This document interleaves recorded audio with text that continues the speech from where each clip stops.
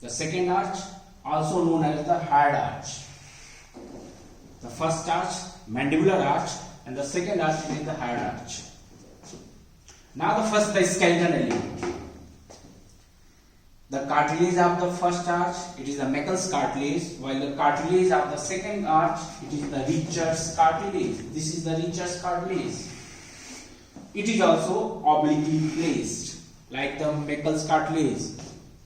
The dorsal end close to the developing ear, while the ventral end towards the hard bone.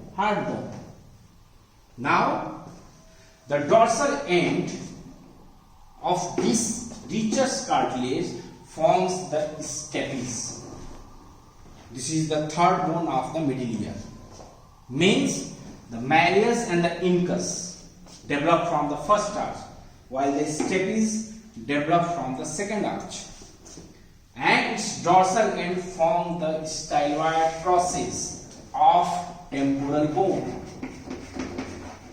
The styloid process, it is formed by the dorsal end of this Richards cartilage. Now the ventral end. This ventral end forms the smaller cornua, smaller horn, and the superior part of the body of the hyoid bone. The hyoid bone, the part of the hyoid bone, that is the smaller cornua, and the superior part of the body of the hyoid bone is formed by this cartilage, that is the ventral part. This is the dorsal part.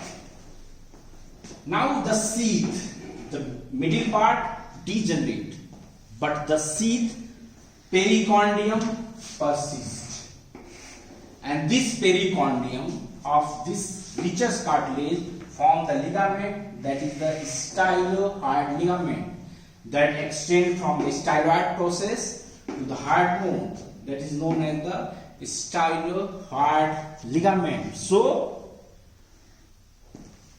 from the Richards cartilage, these 5 S structures are derived. Stapes, styloid process from the dorsal end, smaller cornua, superior part of the body of the hyoid bone by the ventral part, while the stylohyoid ligament, it is the sheath of this cartilage. Now the muscles. What are the muscles? Derived from the second pharyngeal arch. These muscles basically from the paraxial medulla, and they form the muscles of the facial expression. All the muscles of the facial expression, that is the orbicularis, ori, oculi, zygomaticus major, minor, they are all, and it is the occipitofrontalis, that is the muscles of the skull, also derived from this second arch. So all the muscles of the face, including the muscles of the skull, derived from this arch, and it forms the stapedius, muscles of the middle ear. Then it forms the posterior belly of the digestive. This is the important point. Anterior belly derived from the first arch, and that is why it is supplied by the branch of the mandibular nerve, while the posterior belly derived from the second arch, and it is supplied by the nerve of this arch, that is the facial nerve. Then it is the stylohyoid muscles. Another point, the stylohyoid muscles and the stylohyoid ligament. It is the ligament and it is the muscle. Both are derived from second arch. Then the muscles, that is the platysma, present in the superficial fascia. It is also derived from the second arch. So these are the muscles derived from the second arch. And the nerve of this arch, it is the facial nerve. It is the post-traumatic nerve. It should be clear. There is no pre-traumatic nerve of this arch. It is the facial nerve, and that is why this facial nerve supply all these muscles. whatever their attachment. कहीं भी रहेंगे लेकिन supply करती है ये facial nerve है. Now the third arch. It has no specific name.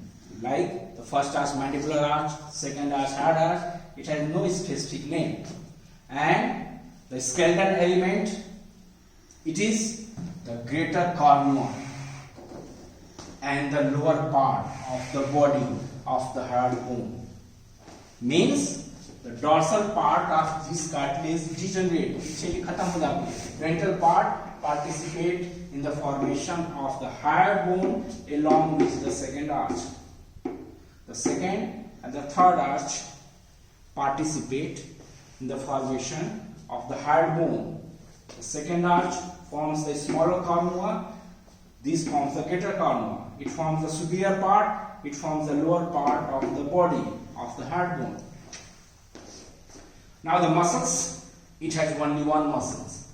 The muscles of the pharynx, stylopharyngeus. Longitudinal muscles of the pharynx, stylopharyngeus.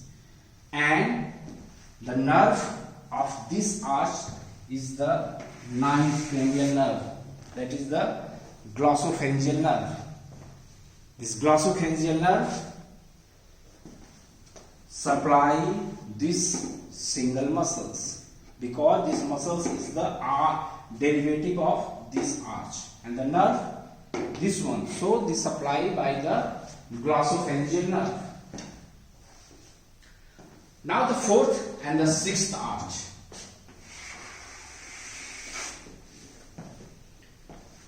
This fourth and the sixth arch, if you see the skeletal element, they form the cartilage of the larynx.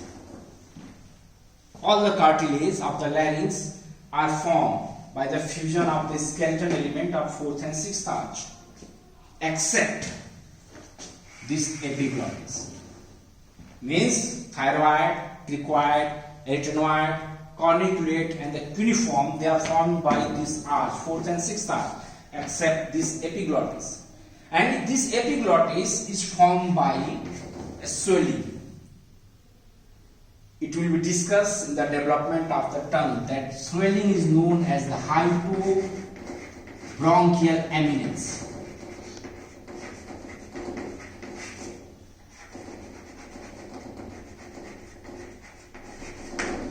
This hypobronchial eminence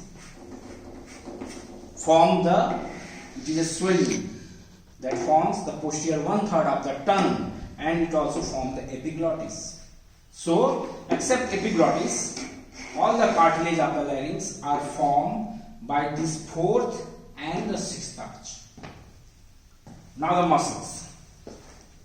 The fourth arch forms the constrictor of the pharynx.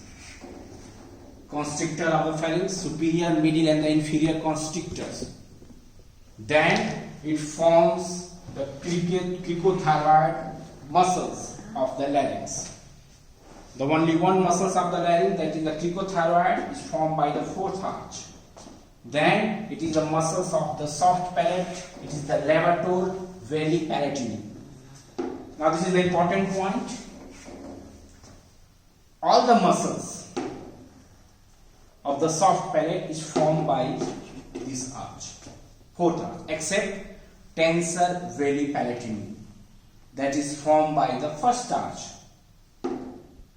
So the tensor veli palatini by the first arch, while this levator veli palatini by the fourth arch. So these are the three muscles that are formed by the fourth arch. Now the sixth arch, it forms all the muscles, intrinsic muscles of the larynx, except which one? Except this cricothyroid.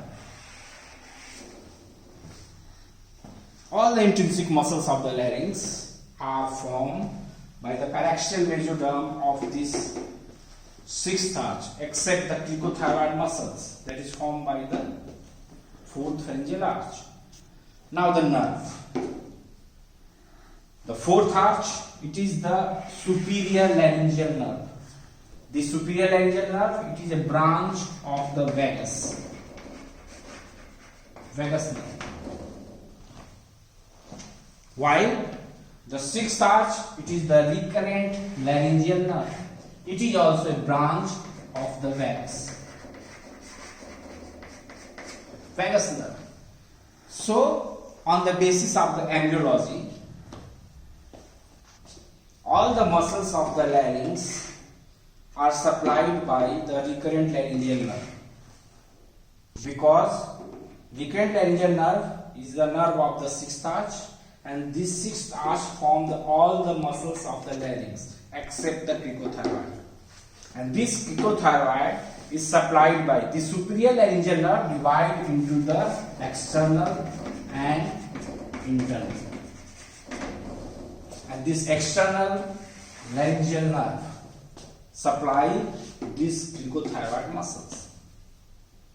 And if you see the sensory supply above the vocal fold, this sensory supply of the larynx by the superior laryngeal nerve, its branch, that is the internal laryngeal nerve, it is the sensory supply, while below the vocal cord it is the recurrent laryngeal nerve. So on the basis of embryology, we can correlate this nerve supply and its sensory supply also.